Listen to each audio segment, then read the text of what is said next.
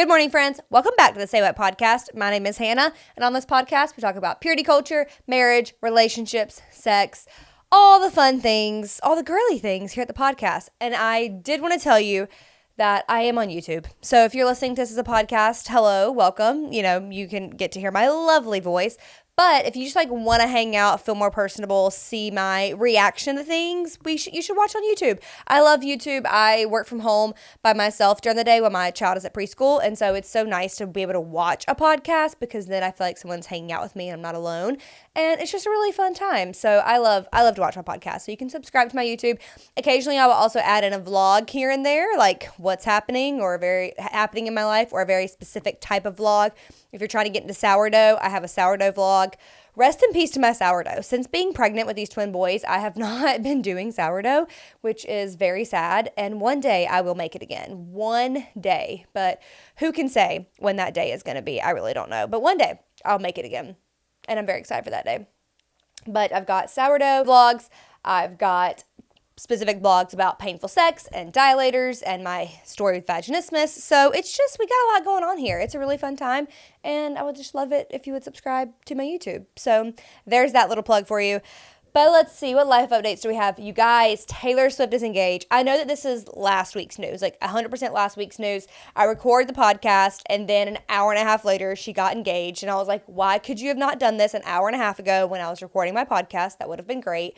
But it's fine. She can announce it whenever she wants. I'm so happy for her. I could not believe it. I was so excited. I was literally getting off a work call. And then I had a FaceTime from two of my best friends, and then they were calling me in our group chat. And I was like, what's going on? And they're like, Taylor Swift's engaged. And I was like, no, she's not. No, oh my God, I had to hang up. I hung up the phone, went to Instagram. I just needed to look at it myself. I couldn't be on FaceTime with them and look at her Instagram. There was too much going on. And so I was so excited. And then I got back on the phone with them. We talked, called my friend Nicole. We talked. It's about who you talk to when Taylor Swift gets engaged. Who are you calling? Who are you texting? And it's just really fun. It was a really fun time for me, her close personal friend. I'm so excited for her. I can't believe it. Actually, I can believe it. I'm just so happy that we get to be a part of it, even though that sounds kind of crazy. I'm not an insane Swiftie. I don't have a weird parasocial relationship with her. It's more fun and games when I talk about being her close personal friend. Obviously, I'm not. But, I've been a Taylor Swift fan since the I'd Lie days. And that's not even a song that you can find that's actually put out by her. So it's a really great day to be a Swiftie. So I'm very excited about that. All that I really did this last week was, be pregnant, be sick, which is what today's episode is about the sickness and pregnancy, but it's deeper than that. I want to talk about anxiety and depression. But I had my in-laws were in town. We did some fun family things. I have started to feel the boys move a little bit, I think. I'm only 16 weeks, but they say when you're pregnant, the second or third time, you can feel them sooner. I have 2 of them in there, which I think is a higher chance to feel them move. So I feel like I have felt them move. If I lay really still, I feel like I can just feel a little bit of a move here and there. I know what it feels like, and it feels like them. So that's been fun. And I don't know which baby is moving. I don't know if it's the one on the right or the one on the left, but I guess I will figure that out. I am now at the point where I'm going to be going to the doctor every 2 weeks. So I'm gearing up for that, which honestly I'm excited about because the anxiety has been real. Even though I've gotten this far, there's still a lot of complications that can come with it. And I'll talk about that later in the episode. But the anxiety has been real. And so I'm very excited to be going to the doctor every 2 weeks, if I'm being honest. I know it seems like a lot. And let me tell you, it's going to be expensive. But I'm just gearing up for it. It is what it is. I want these boys to be okay, and I want them to be taken care of. And the way to do that is through going to these doctor appointments every 2 weeks. Now, the reason you go every 2 weeks when you have twins is because there are 3 big complications that could happen with twins, and I would not know that anything is happening because there's no symptoms that I would notice that if they had these 3 big complications. And so that's why you go every 2 weeks to get checked up. I don't know exactly what they do with those appointments yet. I will discover that on Friday. So I'll have that first appointment where I learn how they discover that they're okay. I don't know. It's very anxiety inducing, but that is about to be my life. I'm going to live at the doctor and just trying to prepare, just trying to purge. With Thomas's parents in town this weekend, we were able to clean out Tate's clothes, clean out one closet, clean out some more of our closet, get caught up on our laundry, and all that was really good because we have been in the dumps. with our house. Truly, I've been really ashamed of our house and the state of it. And it's just because I have been depressed. And, I keep talking about it. So let's just go ahead and get in to today's topic. I wanted to talk about prenatal depression and postnatal depression. But before we get really into it, I just want to say thank you to Pixie Cup for sponsoring today's episode. You guys know I love Pixie Cup. Pixie Cup has been my go-to product for period care for the past 5 years now. Now, Pixie Cup has a new product that I'm so excited to tell you about. It is their period underwear. If you're watching on YouTube, I'm showing you the underwear. I got size large. The quality is so great. The material is really stretchy and really thin, but where it matters, where your period will go, it is very thick and it feels very absorbent. And so these period undies are the perfect average flow protection, holding 5 to 7 tampons worth, which is incredible. And they are 100% cotton gusset underwear. They are so soft. They are leak proof. They are breathable. They are reusable, which is great. If you've been looking for an alternative to, tampons, cups, discs, if you're like, I'm not really, wanting to do any of that, or for my girls with vaginismus and insertion is painful, this is a great option for you. If you're wanting to ditch the pads, you're like, I'm tired of changing them all the time, I want to try this underwear, this is a great option for you. And Pixie has a 100% satisfaction guarantee. So if you don't like them, you can get refunded or a replacement, no questions asked. And their support team really is so great. That's one of the reasons I love Pixie so much, is their support team is really there for you. They can help troubleshoot. They can help, guide you, give you ideas if something isn't working, or they just want to, give you the product that would work best for you. So if you need to do a refund, or if it just didn't work for you, they'll give you either a replacement or a refund, because they just want to do what works best for you. So they truly are the best company, and these period underwear seriously are so soft and stretchy. They're very thin, so that they feel like regular underwear, truly. The one thing I was nervous about when I've heard about period underwear is that they would feel really thick and really uncomfortable, like I was wearing a pad all day, but that is not how this feels.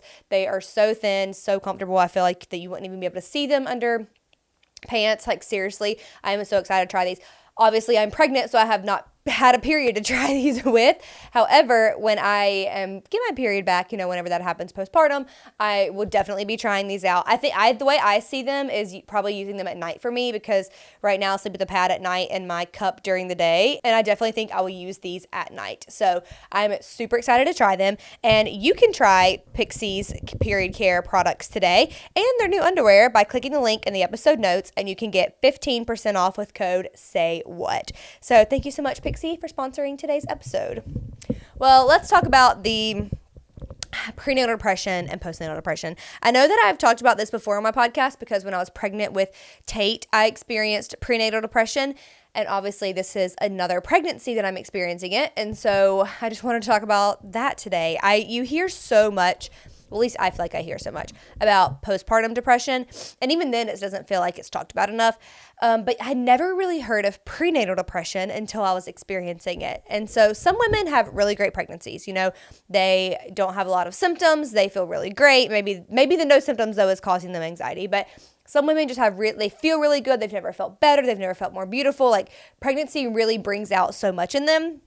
And then there's other women like me who are sick 24/7. I have not been diagnosed with HG, and I don't think I qualify for it, because I'm not, at the doctor's getting IVs. I can keep some food down, but I'm very close to it. I throw up all the time, multiple times a week. I have not thrown up in a week, I think. Praise God. I can hardly keep food down. I'm not always throwing it up, and I'm spitting it out. I am nauseous 24/7. There's not a moment that I'm not nauseous. And with Tate, it was that way all 40 weeks. I even threw up in labor. I was sick the entire time. With my pregnancy with Mac, who is my baby that I miscarried at 9 weeks, I was very, very sick at the beginning too. I only threw up one time at that point, but then I did start to feel a little bit better. And then I learned that I was feeling better because I was experiencing miscarriage and didn't know it. But I did feel that way during that time as well. This time, I'm having twins, which means it actually means double the hormones. So I wasn't sure if that was always just people saying that. No, it's real. I have double the hormones in my body, which means double the sickness, double the symptoms. And the all-day nausea went from basically week 6, maybe, I think is when I started feeling it, 5 or 6, all the way until I would say last week. The past like 3 days, I have not had all day nausea, which has been great. But I still think there is a level of the prenatal depression I'm experiencing because I'm grateful that I'm not sick. But then my mind goes to, well, what if something is wrong? Something's probably wrong. Okay, so my mind goes to that. And then my mind also goes to, okay, well, if I'm feeling better, I should use that energy and do something. And so then I'm like, okay, well, what should I do? And then I have decision paralysis and like truly cannot make a decision on what to do. I'm so stuck because I haven't been doing anything for 4 months. Like, I'm 4 months pregnant. I haven't been doing anything for 4 months, genuinely because I can't. I have laid on the bed. I have been, or in the couch. I've been on the couch. I have been in the dumps. Like, I have taken Zofran. I have tried Unisom. I have done what I can to curb this nausea, and it does not work. Like, I can't explain it to you. The only thing I have not done is try this other medicine they prescribed to me, but the other medicine is sedative, and I don't necessarily want to sedate myself because I have a toddler I need to take care of, and so I don't really want to try that. I haven't tried it, and so that's about the only thing I haven't done that I guess I could do. But I'm not in a point in my life where I can be sedated. Like, I have to work, I have to do things, at least be cognizant to be able to take care of my child. Has he lived in front of the TV the past 4 months? Yes. Is my husband the most helpful man on the planet? Yes. He is doing so much. He's taking so much care of Tate. He has really been taking care of our house. He's been cooking. He's been taking care of Tate. He's been working his multiple jobs. Like, he's been doing so much for us. But still, like, we're a team. We're a partner. Partners. There's things that I need to be able to do. And he also has to, like, go to work sometimes in office. And so I'm at home with Tate. And it's just been really hard. And I think because of that, I experienced prenatal depression. And I would say I'm coming out of it now as I'm feeling a little bit better, but I definitely am still experiencing it some where instead of, okay, now I feel better, so I don't necessarily have the excuse that I don't feel good to not do things, but it still just feels like I just don't want to do the things. Like, in my brain, I want to do the things. I'm like, okay, it would be good for me to clean my bathroom today. It would be good for me to clean out that closet that we've been wanting to clean out.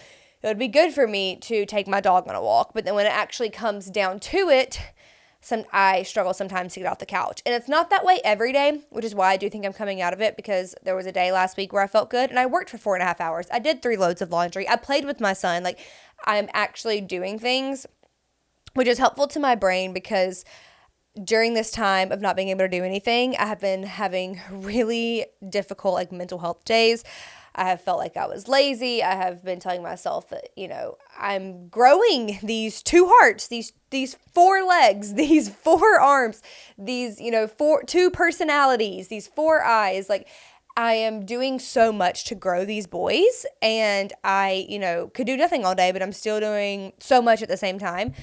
And I know all of that logically, and people can tell me that, and my friends can tell me that, but I just still feel so useless and helpless. And there have been a lot of tears. I feel like I'm about to cry right now. I have felt really useless for 4 months, like, truly. Even though I'm doing something extremely useful, I have felt really useless, and it just kind of, like, sinks me into a hole of, like, not wanting to do anything. And during that time, I have been really addicted to my phone, which has been really bad, because I'm just scrolling to feel something, which is not good because I'm not feeling anything. And I have noticed that my anxiety has gone up because my scrolling has gone up. And so this week I finally was like, I'm taking control of this, because I have the brick and I would use the brick, but I didn't have any settings, like, set up to automatically brick me at certain times a day. And I was like, you know what? I cannot just not pick up my phone in the morning and not get on it. Like, I'm addicted to it. So I started setting up a schedule that Monday through Friday, my phone is immediately bricked when I wake up in the morning. And that has helped tremendously. I honestly just need to turn it on for Saturday and Sunday too. I don't know why I don't have it for there. I was just like, well, during the work week, I'll turn it off. I need to turn it off for the weekends too. Or turn it on for the weekends too. But basically, bricking your phone is when Brick is a device that you can use that blocks the apps on your phone. So it's not like a screen time limiter. Like, you actually cannot get into the app. So I've told it to brick all of my social media apps. And I tell it every day at 6:30 to block the apps. I also should do it at night. But then here I go, like, I'm just talking myself out of it because I'm a screen addicted person. I'm like, okay, but if I break my phone at night, and then what if I'm up in the middle of the night because of insomnia and I can't sleep? What am I going to do? Scrolling maybe will help me fall asleep. And so I need to get out of that. I need to set up a timer where my phone breaks every day at like 9 p.m. I just need to do that. So I'm going to do that after we get the phone. I will set that up to where it just starts bricks at 9 and I can turn off the one for the morning time. It just is going to be bricked every day at 9 p.m. But I have just been on my phone and my anxiety's been up, and so I've had a lot of anxiety. I've not wanted to do things, and also the not wanting to do things is just out of, not feeling good. I've been so sick, and so I don't want to go places. I haven't been a good friend. I've not been able to do things that I'd want to do. And when I actually do go somewhere, like for example, we went to a baseball game last week, and while we were waiting in line, I genuinely was like, oh, I'm about to throw up. Like, I'm going to throw up. I do not feel well. And I was like scouting the trash cans. I was like, am I about to throw up in front of all these people? Like, that's so embarrassing. That's so bad. Like, they're going to probably take me to some tent to check on me. Like, what am I going to, like, I'm literally about to throw up in front of these people. And I was like standing there. I was like shaking. I was like, I'm about to throw up. And thankfully the line started moving. We got in pretty fast, and I like darted down to the food line because I was like, I need food. This will help me. I didn't throw up, but I was in the line like, I'm seriously about to barf. Like, I'm going to barf. And so I like cut the person in front of me real fast and grabbed a bag of chips and got back in line. And was like shoving my face. And I told a lady that I had like jumped in front of for a second. I was like, I'm so sorry. I'm pregnant. I feel like I'm going to throw up. I like just needed these chips. And she was like, it's okay. I've been there. I'm so sorry. And so it's like, I feel like I can't even go somewhere without the fear that I'm going to throw up. And usually I always have snacks on me. I didn't have a snack on me at that point. So it was just, I did not plan well. But I was experiencing just, again, like, okay, I'm going to go out somewhere and then I'm afraid this is going to happen. And so it's just sunk me into a place of not feeling good about myself, physically either struggling with how I look, because I haven't been taking care of myself. I've been eating really bad, so my acne is really bad. I just feel bloated all the time because I'm not eating vegetables. I'm eating Taco Bell every day. So it's just a lot of negative self-talk. So much negative self-talk, you guys. It's been so bad. And I'm trying to pull myself out of it, which is why I'm talking about this today. This will help, help me not feel so alone. I know you guys go through it, so hopefully you are feeling seen if you're experiencing prenatal depression. But also what has contributed to my prenatal depression has been the miscarriage. So I had a miscarriage and I had to go get a D&C, and that was all really traumatic. And I got pregnant immediately after, which was what we wanted. It was great. But because of that, I've basically been pregnant since February. There was like a month where I wasn't pregnant, but besides that, I've pretty much been pregnant since February. And so that's a long time of not feeling good. And we got a lot longer to go, like I'm not having these babies till the end of January. So we got a long way to go. And even with the miscarriage, I have just felt so anxious before every appointment. Like, I feel like I'm going to get bad news again. Every ultrasound, I'm like, can you please just find the heartbeat immediately? Like, please tell me that they're okay. Please, I need to see it. I need to know right now that they're okay. Like, I don't need to hear it. I just need to know that they're okay. And so I would feel so anxious going into every appointment. Like, I need to know that everything's okay. And every time I would like hear their heartbeats and hear both of them and see them both moving, I would cry. I would cry every time. Like, it's such a bodily, like big relief, like in my body that they're okay. And I know that once I start feeling them move more, that will also help. But I just have so much anxiety going into every appointment. I have anxiety every day. Like, every time I go to the bathroom, I'm looking down, is there going to be blood? Even though there wasn't blood when I had the miscarriage, that is also a hard part, is I didn't know what was happening until I went to the doctor. And so the doctor just carries a lot of anxiety. I'm high risk, so I'm at the doctor all the time, which is a lot of anxiety. I'm kind of appreciative at this point that I get to go all the time because of the miscarriage. So that is a comforting thing, but it's just it has required so much trust in the Lord, which has been really hard. I'm also like terrified to jinx it. I'm terrified that if I say something that's going to jinx it, which that's not how God works. Like, God does not work that way. He does not jinx things. That's not how that works. But I just like get in my head about it so much. And so there's been a lot of anxiety in it. And I really say all this because I'm trying to give myself grace. But if you are experiencing any kind of depression while you are pregnant, I just want to say that you are not alone. And I want to be so clear that just because this is my experience, if you have not been pregnant and you want to be pregnant, just because this was my experience does not mean this is going to be your experience. I don't want you to hear what I'm saying and internalize it and think that's going to happen to you and that scare you, because I want to share my experience and my story, but I don't want it to scare you. Like one of my best friends, her pregnancy was so great. I think threw up one time. She felt really great during her pregnancy. Obviously pregnancy has its challenges, but for the most part, like, she felt really good throughout her whole pregnancy. That does happen. My mom didn't know she was pregnant until 12 weeks into her pregnancy with her last baby. So it happens. People have really great pregnancies. They're not sick. That is very, very common. But it's also common for women to be extremely sick.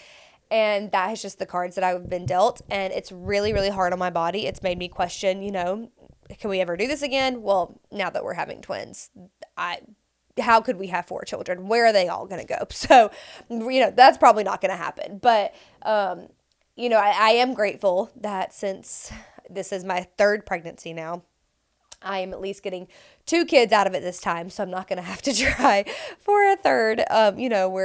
We're having 3, and I have 4 in heaven, 4 totaling the baby in heaven. So 4 children, but it's just really hard. It's really hard, but I don't want to scare you. I don't want that to be your experience. But some things that have helped me with the prenatal depression that I've done is, number 1, just pray about it. Honestly, like, I'm not great with my prayer life at the moment and reading my Bible at the moment. I definitely could be better. I have all the time in the world. I should be doing that. But I have been so sick and tired that I have not felt like I could do anything productive. But I will say, praying about it, just asking the Lord to help me with my anxiety, help me with my sickness, help me with my depression, that has helped. I have felt close to the Lord during this time. I see him showing up. Asking people to pray about it. There are so many people in our circle, in our life right now, that are praying for us and praying for me with my pregnancy. And I can genuinely feel those prayers, like, truly. And I know that there's people there for me when I need it. And, like, asking for help. I'm not afraid to ask for help. I will ask for help with Tate when I can. I will ask for help, with meals when I can. Like, I'm really not afraid to ask for help.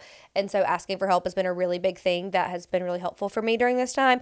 And just honestly talking about it with my friends, having a safe person to complain about it too has been helpful. Because also I know there was a time where I'd experienced a lot of guilt for complaining about my pregnancy because, number 1, I have experienced loss, so I know what that's like. And all I ever wanted was that baby, and I didn't have it. And so I would have loved to have been super sick, because that meant that I was having my baby. And I've kind of gotten to a place now where it's like, that was hard going through the miscarriage, but what I'm going through is also hard. And so complaining about it, but also asking the Lord to help me with my perspective has been helpful. It kind of like locks me back in. Like, anytime I'm feeling really upset about how I've been doing, I'll go back and look at the ultrasounds that we have and the videos that we have of the boys moving and their pictures. And I'm like, okay, like, there's a reason that we're going through this. The Lord has a plan. He has not abandoned me. We are in this. Like, I really have to, like, shift my perspective. So I'll do the complaining, because that honestly does feel better to get it out. And then I will try to end it with changing my perspective and thinking about it from that place. And that really does help. So I'm kind of in the both and. Like, I'm in the complaining mode, but I'm also in the perspective mode. And that has helped me through it. What else has helped me? Taking medicine when I can. So I was really terrified to take Zofran this time, because I took Zofran with my pregnancy with Mac and lost Mac. And so I was a little bit nervous going into it. I know that Zofran did not cause my miscarriage, but of course my brain is like, those things are connected. But I got to a place where I was like, I have to take this. I have to do it so I can survive. And so that was really helpful for a time. It has not been helpful. Zofran does not touch it these days, unfortunately. But I, for a time, took the medicine when I needed it. And I, asked for help, complained to trusted friends, prayed, and taking medicine again. Those have been the big things that have helped me so far with this pregnancy and with the prenatal depression. And when I did it with last time when I was experiencing it with Tate, I did not really know I was experiencing it until I was kind of out of it. And then I was like, oh, I was definitely depressed, like very depressed. And I just didn't quite realize it. But that's some things that I have done now that have been very helpful. And also, I know that I usually tell you to get off your phone, but one thing that has helped me is looking up other twin moms on TikTok who are talking about their experience, because there is a difference when you are pregnant with one baby versus pregnant with two. When I was pregnant with one baby, I was still very, very sick, very tired, very exhausted. But pregnant with two, it's just a different ball game. It's just a different ball game. It's just a different ball game. It's harder. It's mentally harder. You're high risk. There's things that can happen, but it's a different ball game. And you're also planning to take home two babies. That's really crazy. So hearing other twin moms talk about it has been really helpful for me, helped me feel less alone and not like I'm crazy, because I've cried a lot, feeling very crazy, and nobody's making me feel that way. That's also part of it, is nobody's making me feel that way. I'm just kind of doing it to myself. And then the postpartum depression, I wanted to talk about that as well, because I did experience postpartum depression last time. Mine did not look like the typical depression where I was just like sad all the time. Like I thought that's what I would look like, or I didn't have any motivation or anything. I experienced it through rage. So at any moment I could feel like I just wanted to like throw a chair through the wall. I never did anything like that, but I would get so angry every time my dog barked. I would get so angry if like my husband moved something that he wasn't supposed to move. Like the littlest thing could just send me off. And it was never anything my baby did, but it was everything that was happening around me. It just like set me off really bad. And so 8 months in is when I got on Zoloft. I have a lot of podcasts about my Zoloft experience, so you can listen to that. But going on Zoloft was such a big help for me, and I wish I did it sooner. So this time I'm preparing for that to be something I may need. I don't know if I'm going to need it yet, but especially with bringing home 2 newborn babies, I'm preparing myself to get back on Zoloft. And the great thing about my past Zoloft experience was that I was on it for 8 months, and then I was able to wean myself off of it with my doctor, but get weaned off of it. And then I haven't needed it again, and I was totally fine. That's what I needed it for, that certain time period. And I don't regret it at all. I needed it for then. And I'm preparing that I may need it again, and that's okay. And I don't have to be on it forever, and it will be okay. So I'm preparing to do that if I need it. And I'll know the signs. The rage, the sleeplessness really affects me of not being able to sleep. I don't sleep train, so that is something that I do sacrifice is my sleep for theirs, but I don't believe in sleep training anyway. So I am going to, be tired again, and I'm just going to have to be okay with that. But the Zoloft really does help. And so I'm preparing that. Last time I also went to therapy for some time, and that was really helpful as well. And my therapist was like highly recommending the medication. And so that's how we went on that. But that is how I'm preparing for the postpartum depression. So I just wanted to share a little bit about my experience with prenatal depression. I don't feel like it's talked about enough, and so I wanted to talk about that today and kind of share some things that I'm doing that help me. And so if you're in that boat, I hope that it helps you as well. But I also hope that you're not in that boat. I really, really hope that you are not in that boat.